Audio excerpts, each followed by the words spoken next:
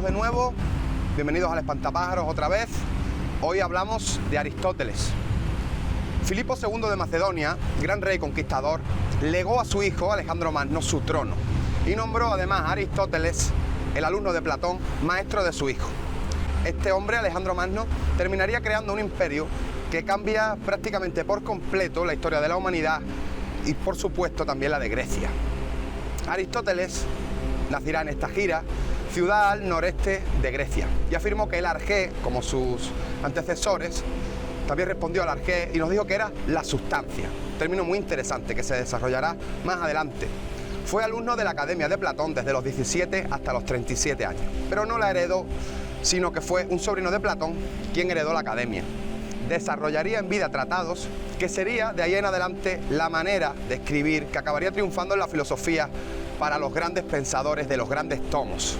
Es cierto que Aristóteles escribió grandes diálogos como Platón, de los cuales hoy no nos llega más que algunos párrafos.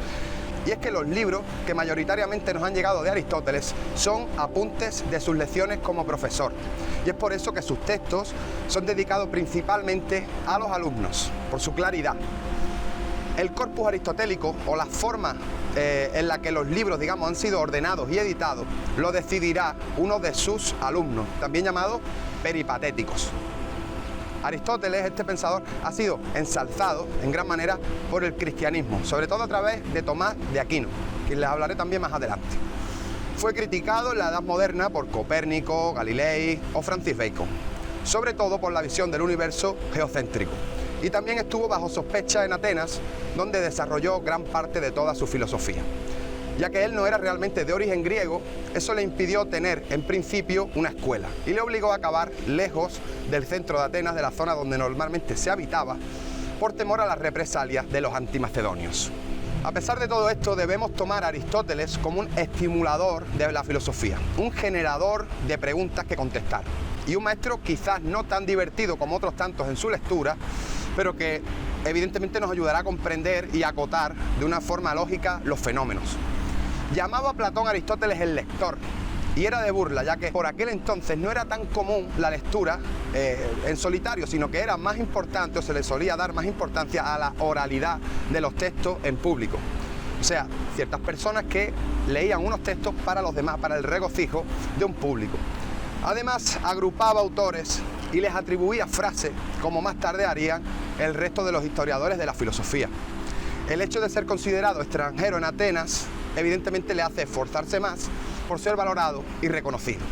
Con la muerte de Platón, su maestro, Aristóteles se aleja de la academia y vuelve a Atenas cuando ésta se encuentra en dominio macedonio.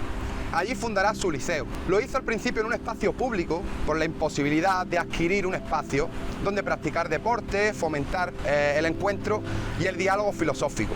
Unos años más tarde, como les dije, Alejandro Magno ya habría conquistado una serie de países que todavía no eran llamados ni países y crea lo que es el término cosmopolita, la ciudad de todos, ya que este invadía territorio, pero también negociaba con reyes y buscaba crear una unidad, digamos, hacer una serie de acuerdos. Este hombre intenta hacer un imperio único que hiciera que todos se igualaran en derechos y en cultura. Debido a su acusación de impiedad, al igual que Sócrates, por componer un himno a su suegro, un filomacedonio, una persona que amaba lo macedonio, Aristóteles abandona la ciudad, diciendo en su partida: no quiero que los atenienses cometan un segundo crimen contra la filosofía. Al irse confió los textos y el liceo a Teofastro, quien mantiene la llama durante 5 siglos más. La ética de Aristóteles se sitúa entre un exceso y un defecto, justo en el medio, o sea, una ética basada en la virtud como término medio. trabajaba la virtud de una forma nueva. Por ejemplo, la valentía no tiene un polo contrario, que es la cobardía, sino que la valentía tiene un exceso, que es la temeridad, y un defecto, que sería la cobardía. En opinión de Aristóteles, la mejor forma de comportarse como un ser humano es la moderación. Por lo tanto, será el término medio entre el exceso de la intemperancia y el defecto de la insensibilidad. Para él, el bien es aquello hacia lo que tienden las cosas.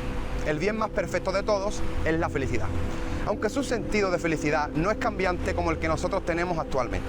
El bien para él es algo que no cambia de repente, se construye durante toda una vida y solo se empieza a disfrutar realmente al final, en la cima, en un mirar atrás y afirmar toda esa felicidad y todas esas buenas acciones. Algunas virtudes que relaciona con la idea de bien son la magnanimidad, la mansedumbre, la amabilidad, la sinceridad o la agudeza. Por supuesto también la justicia, que para él es la virtud perfecta, ya que no tiene exceso ni tampoco defecto. Considera que el alma es movida por pasiones, por potencia y por hábito, y que para saber elegir estas virtudes se necesita buen discernimiento, característica sobre todo del hombre virtuoso, racional y adulto. Además, para una vida plena nos invita a tener tiempo libre y contar con amistades sólidas, debido a que el hombre es de naturaleza social y tiene riesgo de deshumanizarse. Es por eso que pide vivir en autarquía, o dicho de otra manera, vivir fuera de dependencias sociales y sin que su vida dependa del prójimo. Es por eso que habla de la amistad y habla también de la necesidad del intercambio relacional entre las personas, puesto que la amistad virtuosa para él es duradera, no se fundamenta en el placer ni en ningún tipo de cosa carnal, se da entre iguales y virtuosos. Ser autárquico no significa para él no tener nada, sino más bien tener lo que a uno conviene. Y los amigos convienen al hombre bueno. Es el amigo, según dice, un espejo que nos permite tomar distancia respecto a nuestras propias acciones. Si los individuos tienden a vivir bien su vida, es decir, a ser felices, también la felicidad colectiva será el objetivo de la ciudad y el signo de su éxito. Los hombres, para él, para Aristóteles, son la ciudad, de la misma forma que la familia no es la casa, sino el colectivo que la conforma. Pero para tener la categoría de polis, no es suficiente con ser una agrupación colectiva cualquiera. Aristóteles tomó como punto de partida un análisis de los casos políticos prácticos y sacará de ahí en adelante sus conclusiones. Para él existen tres tipos de constituciones, en función de si quien gobierna es uno solo, la monarquía, si son unos pocos, la aristocracia, o si es la mayoría, el régimen constitucional. Ambos tres son valorados por él positivamente y en particular se erige partidario de la democracia restringida, ya que hay ciertas acciones que requieren de conocimientos técnicos previos y dedicación. Es por eso que el caso de la monarquía es un poco particular, porque Aristóteles no le concede prácticamente validez ya en su época. Lo caracteriza como una forma de gobierno arcaica, antigua, que hubiera sido aceptable en un contexto anterior al surgimiento de las polis, en caso de que un hombre eminentemente virtuoso hubiera tomado las riendas de una de estas polis. Es precursor de la educación pública. Según decía, la educación debe ser objeto principal de todo legislador. Para intentar reducir las diferencias entre unos y otros, propone Aristóteles limitaciones por familia, limitaciones por edad para procrear y consejos acerca de las relaciones. La fuerte asimilación que Aristóteles defiende del destino individual al colectivo puede hacer pensar en una forma precoz de totalitarismo. Y no es tan así, ya que él maneja varias nociones sobre la libertad, como la libertad positiva, acción y participación en asuntos colectivos, o bien la negativa, que es la ausencia de obstáculos para el correcto desarrollo de nuestro proyecto individual y personal. Entre estos dos extremos se debe situar cualquier debate que sea medianamente serio sobre lo que realmente significa ser libre. No debemos olvidar que tras este singular experimento político que representó la Atenas de los siglos V y IV a.C., la democracia desapareció totalmente de cualquier planteamiento político y no empezaría a reaparecer tímidamente y en forma de democracias parlamentarias o representativas, que son evidentemente las que disfrutamos hoy día. Física es un término derivado de physis, que en griego significa naturaleza. El estudio de la física, por lo tanto, equivale para Aristóteles al estudio de la naturaleza o de las cosas naturales. Podemos afirmar que el estudio de la física por parte de Aristóteles equivale prácticamente al estudio y explicación de los cambios de la naturaleza. Aristóteles distinguirá entre 4 tipos de cambios: los sustanciales, que implican la creación o destrucción de algo; los cambios cuantitativos; los cualitativos; y los de lugar. Además, introduce a este efecto una distinción lúcida y genial que tuvo un gran impacto en la filosofía: la distinción entre potencia y acto. Aristóteles concibe también, de forma muy similar a Platón, 3 formas de saber. En primer lugar, aquel saber que nos permite producir algo. Saber, por ejemplo, hacer zapatos.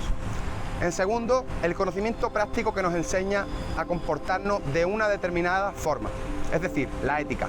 Y el tercero, el saber, que no va orientado a ningún tipo de acción, ni productiva ni práctica, que es un saber puro, un saber por ganas de saber. Aristóteles defiende la posibilidad de hablar, no sobre las cosas de la naturaleza, sino sobre la naturaleza de las cosas. La metafísica aristotélica supone el primer gran desarrollo, más o menos sistemático, de la pregunta sobre el ser. Se erige sobre la ontología y la teología. Su estudio sobre el ser es también un estudio sobre la esencia o la sustancia. Fue el primer lógico y teórico del lenguaje, y basado en silogismos sentó las bases de la práctica científica europea hasta la edad moderna.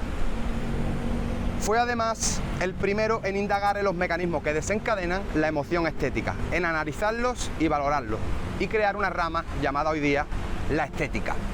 Aunque lamentablemente se han perdido casi todos los tratados que dedicó a esta cuestión de la belleza, es evidentemente Aristóteles un pensador eminente en esta temática. Hablaba Aristóteles también sobre las artes imitativas.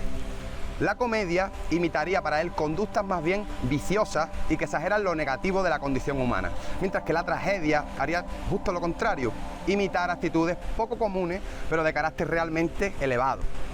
La tragedia debe hablar de cosas que no han sucedido, pero que podrían suceder. Es además considerada inferior a la comedia.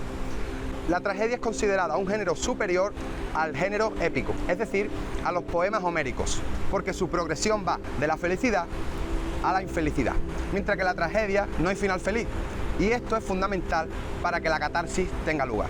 Es decir, la resolución catártica debe tener lugar en nosotros fuera de la acción, pero esta debe plantear un problema con crudeza existencial que nos genere temor, hasta que en último momento nos suelta y nos deja como disfrutar de estas artes imitativas, como nos dijo Aristóteles. El de Estagira diferencia entre 4 tipos de proposiciones: las universales y las particulares. La primera de ellas, universal afirmativa: todos los hombres son mortales. La segunda, universal negativa: ningún hombre es mortal. La tercera, particular positiva: algún hombre es mortal. Y la particular negativa, que es la última: algún hombre no es mortal. Por otra parte, en sus silogismos concurren siempre 3 partes, y además en un mismo orden: 2 premisas, una mayor y una menor, acompañadas de una conclusión. Basta con que las premisas, al menos una de ellas, sea falsa para que la conclusión se tambalee y también lo sea. Aunque podemos encontrarnos con silogismos perfectamente válidos que arrojan conclusiones falsas, o bien silogismos totalmente inválidos que acaban dando una conclusión totalmente cierta. La lógica no nos dice nada sobre el contenido de verdad de un razonamiento, sino sobre cómo debemos hacerlo para asegurar que este proceso que lleva a la conclusión sea formalmente correcto. Tiene mucha importancia en él el razonamiento deductivo, que es el contrario al que usaba Sócrates. El argumento deductivo se distingue del inductivo porque el primero va de los aspectos generales a lo concreto, mientras que este segundo va justamente de forma inversa. Aplicó esta lógica para sacar conclusiones en el ámbito físico, lo que le valió numerosas críticas con el advenimiento de la ciencia moderna, como bien les dije. Decididamente basada en un método de observación empírico y en un modelo de razonamiento inductivo.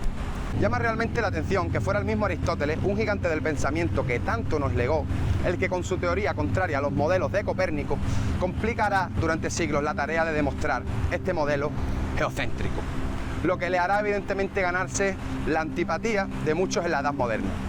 Lo que no cabe duda es que Aristóteles es un inabarcable del pensamiento que nos ayuda a aprender, a deducir, a ser equilibrados y en definitiva a vivir una vida plena. Todo este río caudaloso de saberes teóricos se va a ver reemplazado años después por unos saberes más prácticos, que son los que se instauran a partir de ese momento en las escuelas helenísticas. Pero eso será en el siguiente vídeo. Gracias por su atención.